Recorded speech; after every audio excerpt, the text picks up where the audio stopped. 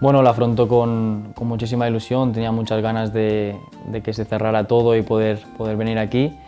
Y bueno, con muchísimas ganas de empezar con mis nuevos compañeros, con el nuevo cuerpo técnico y bueno, a darlo todo desde el primer día. Bueno, constantemente hablando con mi representante a ver si se podía hacer, si se cerraba. Un poco nervioso, pero bueno, al final hemos podido llegar a un acuerdo, estoy muy contento y bueno, como te digo, a disfrutarlo desde el primer día. Bueno, referencias muy buenas, estaba hablando con varios jugadores que han pasado por aquí, como Iván Ramis, y bueno, me ha explicado que aquí voy a estar muy a gusto. He jugado varias veces contra el Eibar y bueno, sé que es un equipo muy competitivo, que lo da todo desde el primer minuto y bueno, voy a intentar dar lo mejor de mí. Bueno, alcanzar en Eibar, jugar lo máximo posible y luego supongo que lo más importante es a nivel grupal y conseguir los objetivos que nos propone el club.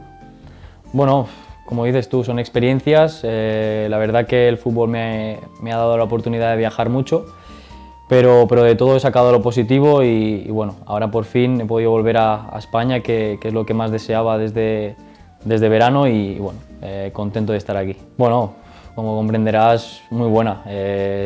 La segunda fue un poco más complicada porque finalmente acabamos bajando a segunda división, pero bueno, también, como te digo, son experiencias y bueno, pero al final siempre que juegas al máximo nivel es lo más bonito que le puede pasar a un futbolista. Bueno, en el momento en el que vine aquí eran recuerdos malos porque, como tú has dicho, contra el Eibar nunca he conseguido la victoria y creo que ni el empate, pero bueno, espero ahora vivirlo desde aquí y si me enfrento al Girona a ganarle igual que nos ganaban antes.